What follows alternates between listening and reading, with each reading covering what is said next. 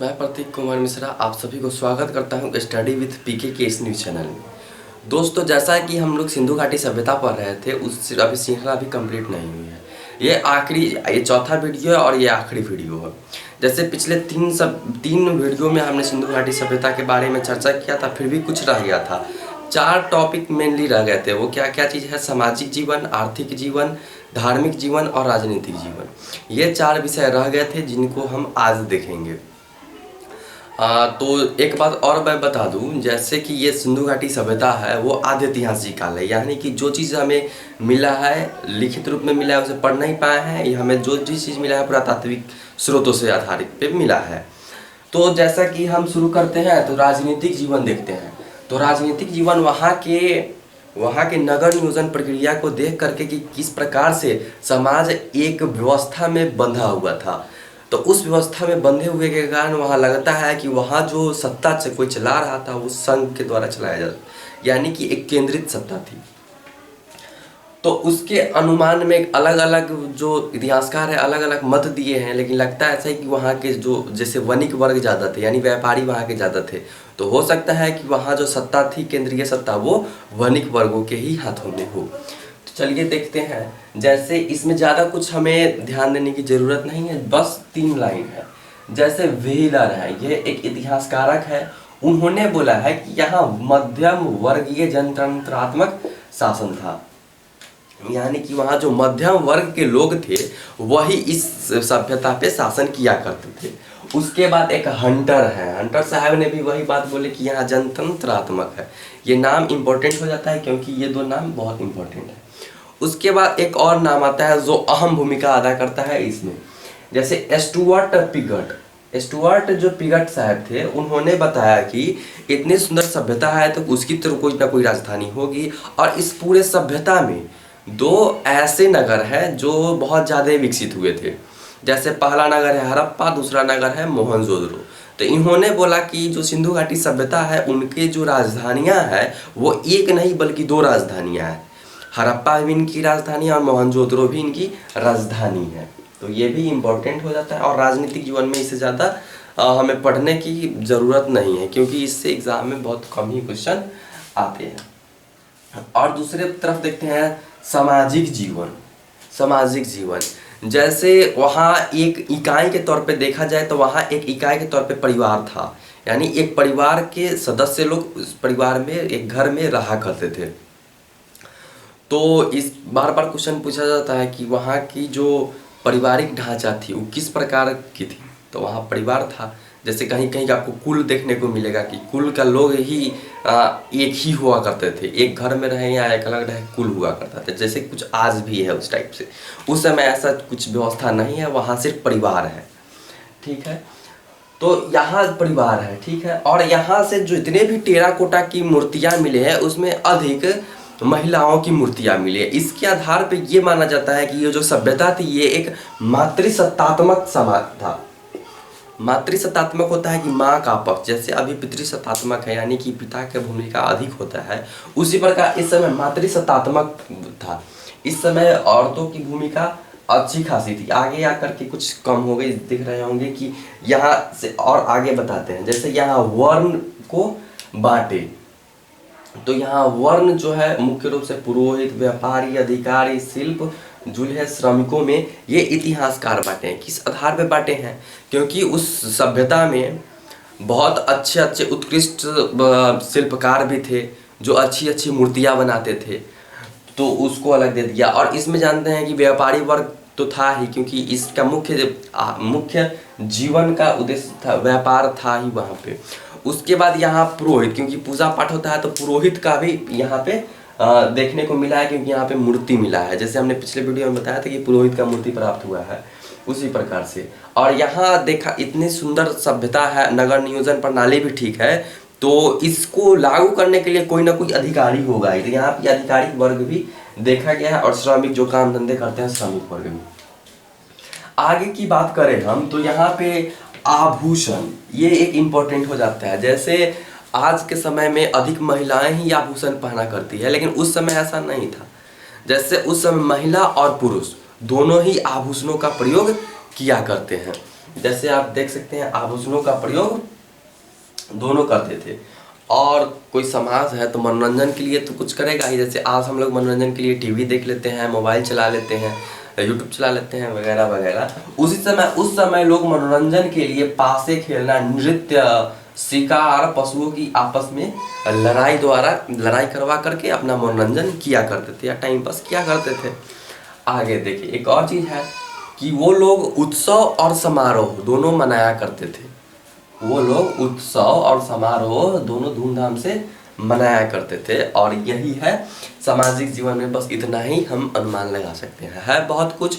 और जैसा कि एक बात और हम बता दें, कोई भी टीचर हो आपको एक बार पढ़ा देगा या अनेक बार पढ़ा देगा, जब तक आप खुद से प्रैक्टिस नहीं कीजिएगा, बुक लेके पढ़िएगा नहीं, तब तक गारंटेड आपको कुछ पता नहीं चलेगा, कितना भी पढ़ लीजिए ऑनलाइन। क्योंकि ऑनलाइन कितना भी पढ़ लीजिए आपके दिमाग में ज़्यादा समय तक वो नहीं रह पाएगा, जब तक आप उसको एक बार पढ़ नहीं ले। जैसे हमने यहाँ पढ़ाया, आप क्या करें, उसी समय सिंधु घाटी सभ्यता खोले, एक बार अपने से विस्तार से पढ़ ले, उसके बाद हो गया, उसके बाद आपको आजीवन याद ही रहेगा। कभी आप ऐसा करके देखिएगा। आगे बढ़ते हैं धार्मिक जीवन। वहाँ क्या धार्मिक जीवन क्या था, जैसे तो वहाँ की धार्मिक जीवन में जैसे हमने बताया कि वहाँ अधिकतर मूर्तियाँ मिली हैं, तो उन्हीं मूर्तियों में से एक जो मूर्ति है उसमें क्या हुआ है, एक स्त्री को दिखाया गया हुआ है और उसके गर्भ से एक पेड़ निकला हुआ दिखाया गया हुआ है। तो सब मानवता इतिहासकार बोलते हैं कि उसको उर्वरता की देवी नाम दिया गया है, क्योंकि वहाँ पे कृषि होता था, कृषि मुख्य जीवन का आधार भी था। तो इस प्रकार से वहाँ कृषि की पूजा की जाती थी, तो इसलिए उसमें औरत जो मातृसत्तात्मक थी, इसलिए औरत की संज्ञा दी गई थी और उसके गर्भ से पौधे उगते हुए दिखाए गए। तो ये क्या हो गया, उर्वरता की देवी। और एक पशुपति महादेव की मूर्ति प्राप्त हुई है, यानी कि एक मुद्रा प्राप्त हुई है, उस पे अंकन है कि एक व्यक्ति बैठा हुआ है और उसके आसपास कुछ जानवर है, तो वही पशुपति महादेव की वो मूर्ति है। और यहाँ वृक्ष पूजा का साक्ष्य भी मिलता है, पशु पूजा का साक्ष्य भी मिलता है। वृक्ष पूजा का साक्ष्य इसलिए एक आधार पर बोला जाता है क्योंकि वहाँ पे पीपल के वृक्ष के चित्र मिले हैं और उस पर दिखाया गया है कि पूजा करते हुए, तो वही वृक्ष पूजा भी और पशु पूजा भी। और पशु पूजा में एक चीज़ और याद रखिएगा कि यहाँ पे पशु पूजा में एक चीज़ बहुत फेमस है, एक श्रृंगी पशु, यानी कि एक सींग वाला पशु। अनुमानतः इसे गेंडा से कंपेयर किया जाता है, लेकिन अनुमानतः है क्योंकि वैसा गेंडा नहीं होता है, लेकिन गेंडा का भी एक ही होता है, इसीलिए उसको अनुमानतः कहा जाता है कि वो हो सकता है कि गेंडा हो। चलिए आगे बढ़ते हैं। एक चीज़ और इम्पोर्टेंट है इसमें कि यहाँ तो लोग पूजा तो किया करते थे, पर यहाँ एक भी मंदिर का साक्ष्य नहीं प्राप्त हुआ है, तो ये इम्पोर्टेंट हो जाता है।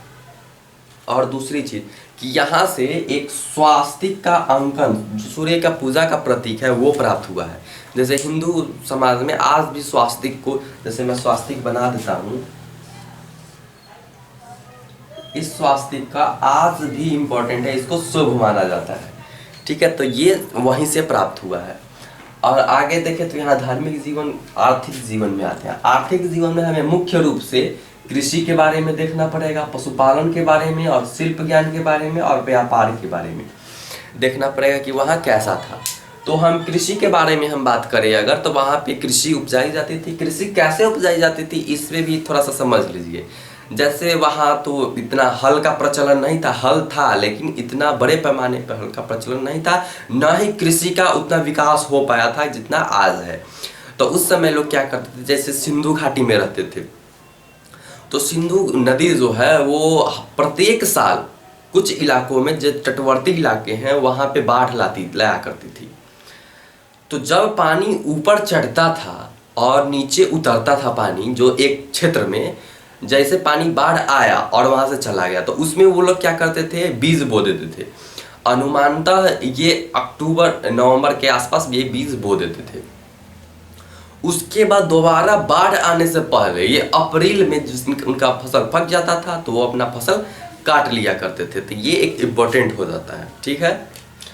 तो ये चीज़ हो गया। और वहाँ पे किस किस प्रकार के फसल उपजाया करते थे, तो गेहूँ, जौ, राई, मटर, आदि अनाज अपना पैदा करते थे। ठीक है।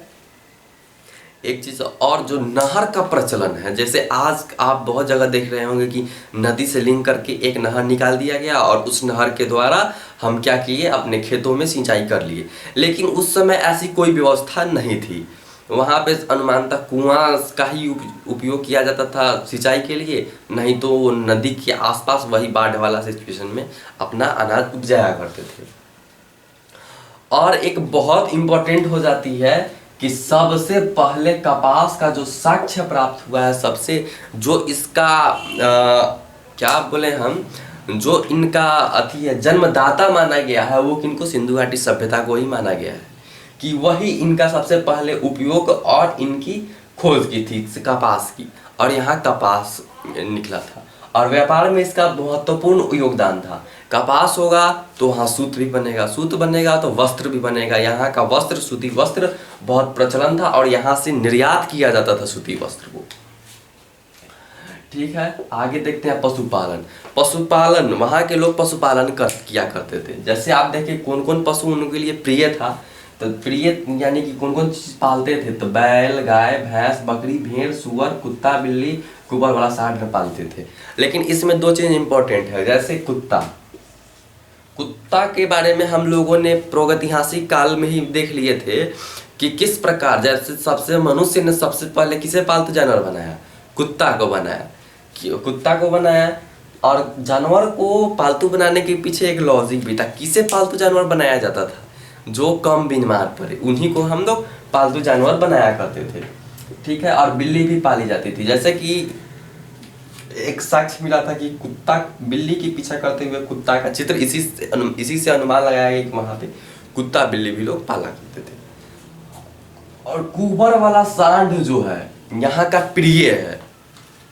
प्रिय पशु है, क्योंकि अनुमानता है ये क्या करते थे, माल ढुलाई में काम आते थे, ये ताकतवर होते थे, इसलिए सिंधु वासी के लोगों के लिए ये जो कुबर वाला सांड है वो प्रिय होते थे। और आगे देखें हम, ये चीज़ हो गया। और शिल्प ज्ञान के बारे में देखें कि वहाँ के लोगों को शिल्प ज्ञान भी बहुत अच्छी खासी अनुभव थी। जैसे कांसा का प्रयोग, हमने बताया कि ये कांस्य की उपयोग जो होता था वो क्या क्यों किया जाता था, मूर्ति बनाने में कांस्य का उपयोग हो जाता है। लेकिन कांस्य का देखिए, शिल्प ज्ञान यानी कि कांस्य का प्रयोग करके एक मूर्ति में तब्दील करना ये छोटी बात नहीं होती थी। यानी कि उस समय इसका ज्ञान था कि मूर्ति का रूप दे सके, इसलिए एक चीज़ इंपॉर्टेंट होगा। और सूती कपड़े बनाने का ज्ञान, कपास था तो सूती कपड़ा बनाए थे, हमने बताया ही है। स्थापत्य महत्वपूर्ण शिल्प, स्थापत्य का मतलब हम समझाते हैं। हाँ, जैसे वहाँ से हमें अनेक दुर्ग प्राप्त हुए हैं, नगर में अनेक मकान भी प्राप्त हुए हैं। तो मकान बनाने का ज्ञान था उन्हें, तब तो वो मकान बनाए, अच्छे नालियाँ बनाई, नाली के ऊपर जल निकासी व्यवस्था इतने अच्छे किए, 2 नगरों में विभाजित किए। यानी कि उनको समाज में जो स्थापत्य का व्यवस्था जो था उनका पूर्ण ज्ञान था। और नाव बनाना वो जानते थे ताकि एक जगह से दूसरी जगह जाया जा सके नदी में। ठीक है। आभूषण बनाने का ज्ञान था, हमने अभी बताया कि आभूषणों का प्रयोग स्त्री और महिला दोनों करते थे। ये अनुमानतः जैसे 100 होता था, 100 दाहन कर दिया जाता था तो उनके गले में रहता था, तो इससे पता लग जाता था कि ये आभूषण उस समय था, क्योंकि आभूषण इतना जल्दी डिस्ट्रॉय नहीं होता है। कुम्हार चाक का प्रचलन, जैसे कि हमने पिछले ही बताया कि यहाँ से टेराकोटा की मूर्ति अधिक प्राप्त हुई है। टेराकोटा की मूर्ति किस प्रकार से बनेंगे, जैसे मृदभांड नहीं हो गया, मृदभांड का अर्थ होता है मिट्टी के बर्तन। तो मिट्टी का बर्तन बनाने में एक चाक जो है, जो कुम्हार रखता है, जो एक चक्के के टाइप से होता है, और उसको गोल गोल घुमा करके उससे अपना कोई भी एक मिट्टी को एक बर्तन का आकार दे दिया जाता है। तो वहाँ कुम्हार चाक का प्रचलन बहुत अधिक था। अब हम देखें व्यापार के बारे में। व्यापार में देखिए तो विनिमय द्वारा आदान प्रदान। विनिमय का अर्थ होता है कि एक वस्तु, हम जैसे हमें आपसे कोई चीज़ चाहिए, अगर फल ही खरीदना है और हमारे पास दूसरे फल है, हम आपसे नारंगी खरीदना चाहते हैं और हमारे पास सेब है, तो हम आपसे कैसे खरीदेंगे। उस समय मुद्रा का प्रचलन नहीं था, पैसा नहीं था, मुद्राएं थी लेकिन उतना उसका प्रचलन नहीं था, आदान प्रदान से ही हुआ करते थे। तो हमने क्या किया, हमने आपको सेब दिया और उसके बदले में संतरा ले लिया, यही हुआ वस्तु विनिमय प्रणाली। जैसे और भी चीज़ हो सकते हैं, जैसे हमें आपसे कोई मिट्टी के बर्तन लेना पड़े और हमारे पास हाथी दाँत हुआ, तो हम क्या करेंगे, अपना हाथी दाँत आपको अगर आवश्यकता हुआ तो दिए और हम आपसे मिट्टी के बर्तन ले लिए। तो इसमें कुछ बहुत खामियां भी थी, जैसे हमारे पास हाथी दाँत है, आपके पास मिट्टी का बर्तन है और हमें मिट्टी की बर्तन की आवश्यकता है पर आपको हाथी दाँत की आवश्यकता नहीं है। इस सिचुएशन में क्या हो, इस सिचुएशन में प्रॉब्लम फंस जाया करता था। तो कुछ आयातित वस्तुएं हैं जिनको आप हर हाल में याद रखेंगे, वो क्या है, जैसे टीन, चांदी, सोना जो है अफगानिस्तान से आयात किया जाता था, ठीक है। उसके बाद रत्न जो है दक्षिण भारत से, और तांबा राजस्थान के खेतरी से मंगाया जाता था। और यहाँ पे हो गया। तो उसके बाद एक और इम्पोर्टेंट चीज़ हम बता दें, जैसे यहाँ पे अंतिम संस्कार के बारे में। अंतिम संस्कार जो है यहाँ पे 3 प्रकार से किए जाते थे। एक दाह संस्कार द्वारा किए जाते थे, और एक जो है मिट्टी में दफना करके दफन किया जाता था उनको, और दूसरे था आंशिक समाधान किया जाता था। यानी कि यानी जो दाह संस्कार थे उसमें उनको पूर्ण विधि द्वारा जला दिया जाता था।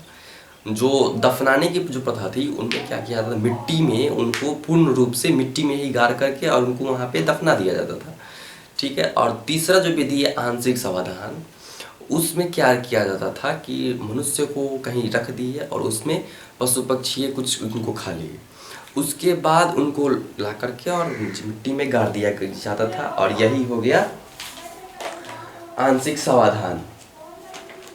तो आज हमारा वीडियो ख़त्म होता है, तो आपको अगर अच्छा लगे तो लाइक एंड सब्सक्राइब कीजिएगा। अगर इसमें कोई इसी प्रकार का आपको प्रॉब्लम लगे तो कमेंट में ज़रूर कमेंट कीजिए।